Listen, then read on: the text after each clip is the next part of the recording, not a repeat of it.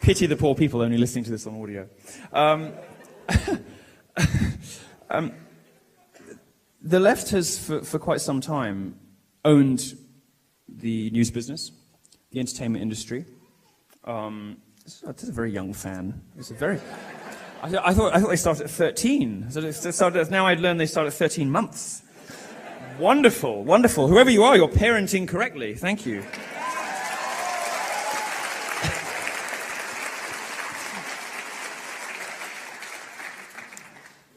The second motivating factor behind the rise of the alt-right is anti-white racism. There is in the media, I think, today, an acceptance that if you say something about straight white males, you can pretty much get away with any language, any claim, any statement. You are excused from the usual rules of rigor and analysis, not using one member of a group as representative of the whole, provided that your target is straight white males. I'll give you some examples of this, and I'll give you some examples of this. I'll read some statements that highlight the sort of casual racism and sexism that's deemed acceptable by the establishment today. Some of this, the beginning of the end for angry white males. Feminists don't hate men, but it wouldn't matter if they did, when whites just don't get it.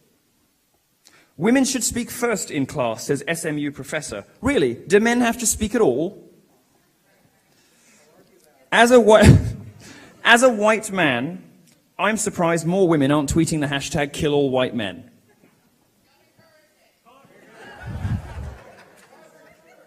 The key question behind all of this, if you're wondering how we got to this stage, and plenty of people, plenty of reasonable people even in this hall, are going to have some ideas that have been fed to them by the media and by professors. They're crap, but they're sincerely held about the patriarchy and white supremacy. This brilliantly bonkers idea that only white people can be racist. I think we know different. We all have television sets. But if you're wondering how we got to this position, the answer is identity politics. And identity politics is the idea that reason should be thrown out of the window as the primary tool that you use to understand the world, and that you should instead return to skin color, sexuality, and gender. So we find ourselves in history where this obtains, selecting groups that are basically fair game. It's currently in the media open season on the straight white male. Now, I am not a straight white male. I have only two of those things. So nobody is perfect, not even me. I happen to think straight white males are quite cool. They invented almost everything.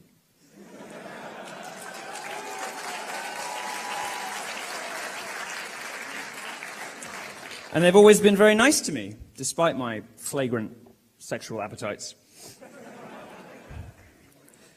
I don't hate them at all, but identity politics leads you into weird, sort of logically inconsistent cul-de-sacs. So you will find yourself having to weigh up one group against another, work out who the bad guy is, and create villains. And when you throw logic and reason out of the window... Yes, I'll tell you about him in a second. Does anyone know who he is? Oh, you do know. Excellent. Yeah, this guy, he's pretty cool. He's pretty cool. He's also much later in the speech, but never mind. He's a cunt, and he's supposed to be one. This is the strategy that the left is using to fight its ideological wars. It is behaving like him. He's the nanny, the skull, the bully, the sociopath, the sarcastic, vindictive, mean, unpleasant person. Well, it's this sarcasm, this vindictiveness, this nasty, spiteful meanness. And I heard somebody, that, when I said anti-white racism, which I knew was going to silence the room, somebody over there saying, such bullshit. So we have someone in the room who's representative of this ugly new trend. This is how the left, and even some establishment conservatives, have chosen to fight this war on straight white males for reasons only known unto themselves. Well, the alt-right is a response to this. It is a response not only to the counterfactual lunacy of this identitarian progressive madness, but it is also a response to the humorlessness, to the dull as ditch water, sociopathic, vindictive nastiness that you see in so much of the left-wing press. That's why the alt-right is so fun. Because the alt-right's hugely good fun. I mean, we laugh about the Pepe stuff, and because it's fun. I mean, the whole room lit up when we did that. You know, everybody was enjoying themselves. This is something you don't see on the left. I mean, never go to a feminist conference. Never go. I'm just giving you a bit of life advice. Don't do it to yourselves. Don't do it. I have no option. I do these things so you don't have to. And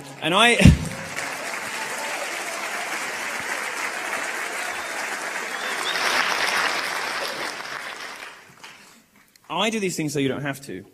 My God, they're miserable. They're so unhappy. You know, it's like we fix all the problems with women, so we're going to start just like going for each other. And Christina Hoff Sommers tells this wonderful story about how it's 20 or 30 years ago. She went to this feminist conference.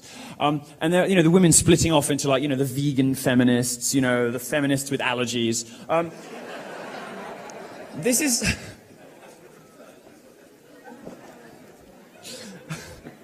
got Puritan privilege. This is what the left does. It seeks to divide you. And the problem is that when you do that, and you systematically exclude some of the more impressive groups in society, you are going to get yourself into trouble. And alienating so many of us. I now no longer have privilege as a gay man. Do you know that? You seen that? So the Daily Beast is now coming for me. It says that it says that if you have a Grindr profile that says whites only, or something like that, that's racist, as opposed to just a sexual preference. I wrote a column about this. I said... I think most of you know this joke already, so I'll skip it. But no, I reckon mine says blacks only. Is that racist? These are the sorts of idiotic questions that the left now forces us to ask, because it's interested primarily in skin colour and not in facts. Now, when you push people to these mischievous and dissident movements, you don't exactly turn them into racists, but you encourage them to indulge in mischievous behavior. You encourage them to wind people up. And most of what we see in coverage of the alt-right in the media is the result of trolling. It's the result of memes. It's the result of trying to get a reaction. I don't believe that very much of the alt-right is really about, is particularly racist. I don't believe very much of the alt-right at all is anti-Semitic, but they do know how to get a rise out of people. And they do know how to wind people up. And you should start thinking about things like that in the 10 minutes we have left in this, because I sort of want to persuade you of two things. One is that these are not bad guys, and that actually this is the direction that things are headed now. And this is the great new youth movement. It is a response against globalism, against political correctness, against other people knowing better how we should live our lives than we do. Whether it is the cultural scolds...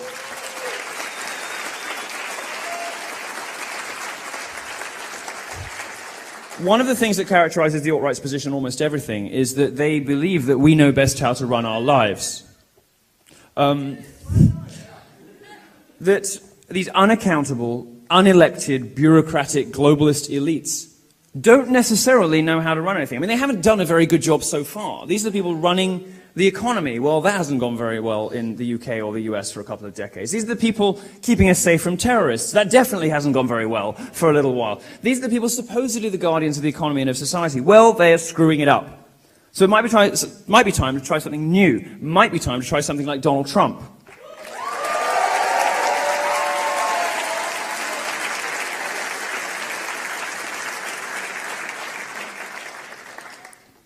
People ask why the alt-right has to be so mean. Why is it so mean? Why are you so spiteful and mean? Well, that's exactly the answer, because it's fun.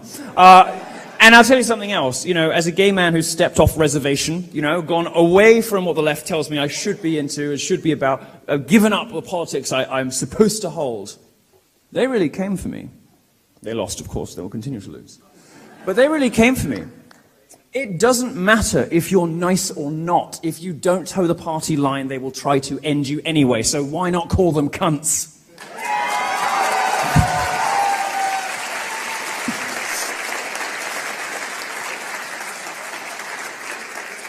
The left has demonized and censored people who don't take its taboos seriously. New York University didn't let James Watson speak last week. And say what you want about Jared Taylor, who some of you will be fans of, but he at least has a kind and sweet manner. He's not, you know, some skinhead with a Twitter account. Again, it doesn't matter whether you're nice to them or not. So I'm a little tired of hearing about, you know, being mean and teasing and, you know, and all this kind of like hurt feelings brigade. And when we get on to, oh, God. That's really offensive. It's really offensive. It's really inappropriate. I'm not sure you should say that. As a white man, I actually find that really, like, inappropriate. The time for that is over. It's all gone now.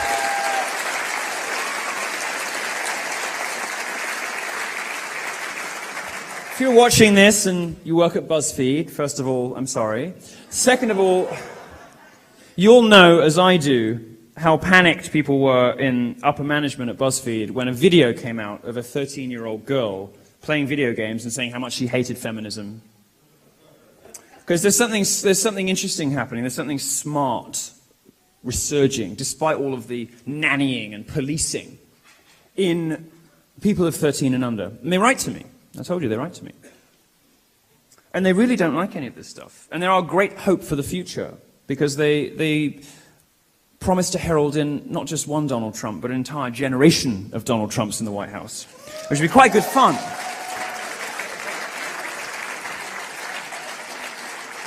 I'm going to read out a quote from a Jewish intellectual and entrepreneur, Curtis Yarvin, some of you know as Moldbug, who is seen by some as one of the sort of intellectual precursors to the alt-right. His quote is this: "If you spend 75 years building a pseudo-religion around anything, an ethnic group, a plaster saint, sexual chastity, or the flying spaghetti monster, don't be surprised when clever 19-year-olds discover that insulting it is now the funniest fucking thing in the world." Because it is.